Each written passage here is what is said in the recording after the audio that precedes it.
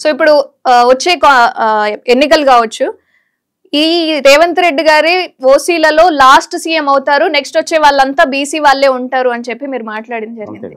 So ఆయన్ని last వచ్చే BC CM ఎవరై ఉంటారు? ఒకటి, తెలంగాణ రాష్ట్రానికి చివరి ఓసీ సీఎం రేవంత్ రెడ్డి గారే, నో డౌట్.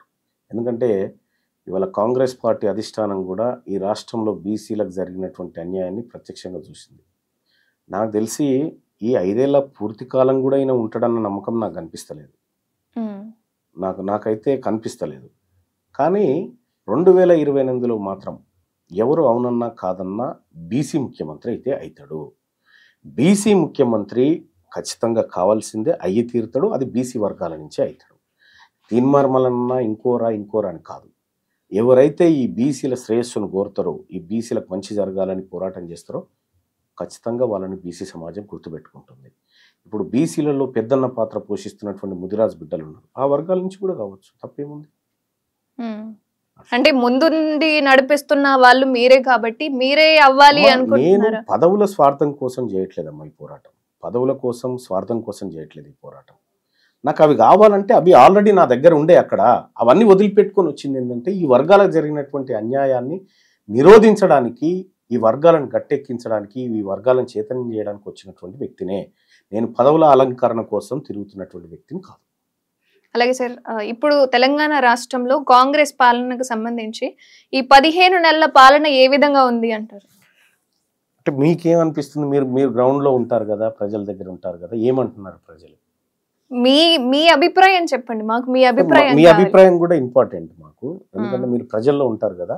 ఈ 1.5 ఇయర్లో కాంగ్రెస్ పార్టీ ప్రభుత్వం పైన ప్రజల్లో ఏమైనా వ్యతిరేకత కనిపిస్తుందా మీరు అబ్జర్వ్ చేసిన వరకు? కొన్ని అంశాల్లో కనిపిస్తుంది. ఇప్పుడు హైడ్రా కావచ్చు, ఈ 6 గ్యారంటీల పథకాలు ఇంకా అమలు కాలేదు అన్న అంశంలో కావచ్చు, కొన్ని అంశాల్లో కనిపిస్తుంది. మీ మాటతో నేను కూడా ఏకీభవిస్తున్నా. అంటే ప్రభుత్వం పైన వ్యతిరేకత వచ్చిన మాట వాస్తవం. దానికి పట్టభద్రుల ఎమ్మెల్సీ ఫలితాలు నిదర్శనం. ఎందుకంటే ఒక అధికార పార్టీ సిట్టింగ్ స్థానాన్ని కోల్పోవడం అనేది ప్రభుత్వంలో, మరీ ముఖ్యంగా మేధావి వర్గంలో, పట్టభద్రుల ఎమ్మెల్సీ అంటే మేధావి ఓట్లు, మేధావి వర్గం వేసేటువంటి ఓట్లలో ప్రభుత్వానికి వ్యతిరేకమైన ఫలితం వచ్చింది కాబట్టి ఆ వర్గాలు కొంత దూరమైనట్టు కనిపిస్తూ ఉంది. రెండోది, మరీ ముఖ్యంగా బీసీ వర్గాలకు ఈ కులగణన విషయంలో రాష్ట్ర ప్రభుత్వం చేసినటువంటి అంశం ఏదైతే తప్పుడు కార్యక్రమం ఉందో దాంట్లో బీసీలు కొద్దిగా విముఖతగా ఉన్నట్టుగా అనిపిస్తూ ఉంది. ఎస్సీ వర్గీకరణ విషయంలో వర్గీకరణ అంశం పక్కన పెట్టి ఉద్యోగాల భర్తీ చేస్తూ ఎస్సీలను కూడా కాంగ్రెస్ పార్టీ మోసం చేస్తుంది అనేటువంటి భావన ఎస్సీ వర్గాల్లో కలిగింది.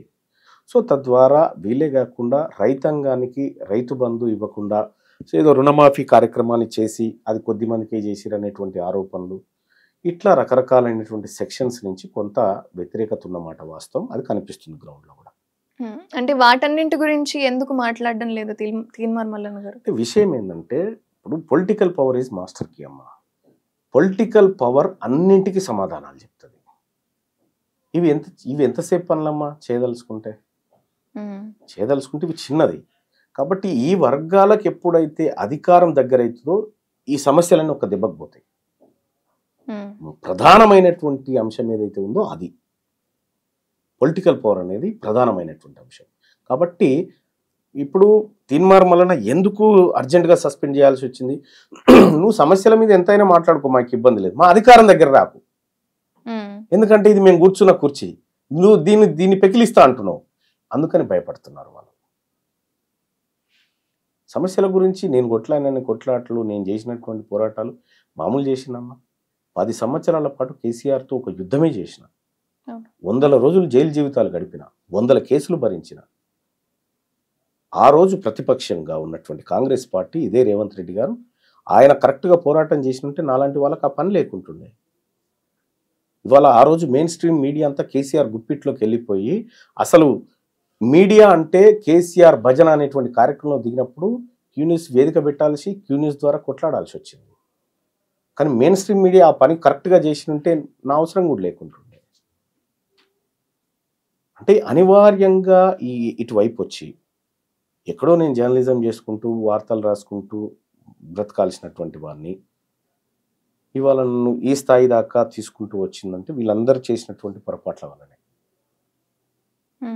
అదే ప్రధాన కారణం. సార్ ఇప్పుడు కాంగ్రెస్ పార్టీకి సంబంధించి రేవంత్ రెడ్డి గారు లైక్ ఇప్పుడు మిమ్మల్ని టార్గెట్ చేయాల్సిన అవసరం ఆయనకి ఏముంది అనేది నా పాయింట్. ఎందుకంటే చాలా మంది విషయం ఏంటంటే అమ్మా, రేవంత్ రెడ్డి గారు ఎప్పుడు కూడా బీసీ వర్గాలను సహించడు. దాసోజు శ్రవణ్ గారు కాంగ్రెస్ పార్టీలో ఉండే చాలా తెలివి కల్లవాడు. ఆయనని పొమ్మన్ లేక పొగబెట్టి కాంగ్రెస్ పార్టీ నుంచి బయటికి గెంటేశాడు. పొన్నా లక్ష్మయ్య గారు కాంగ్రెస్ పార్టీలో సుదీర్ఘకాలం ఉండి అనేక మంత్రి పదవులు చేసి పిసిసి అధ్యక్షుడు ఉన్నటువంటి వ్యక్తిని కన్నీరు పెడుతూ బయటికి వెళ్ళిపోయేటట్టు చేసిండు. అంటే ఆయన పక్కన ఆ స్థాయిలో ఆలోచించే వ్యక్తులు ఉండకూడదు అనేది ఆయనకు ఉంటుంది. కాబట్టి ఆయన నన్నే కాదు అనేకమైనటువంటి బీసీ వర్గాలను టార్గెట్ చేస్తాడు. ఆయన టార్గెట్ చేసిండు కూడా.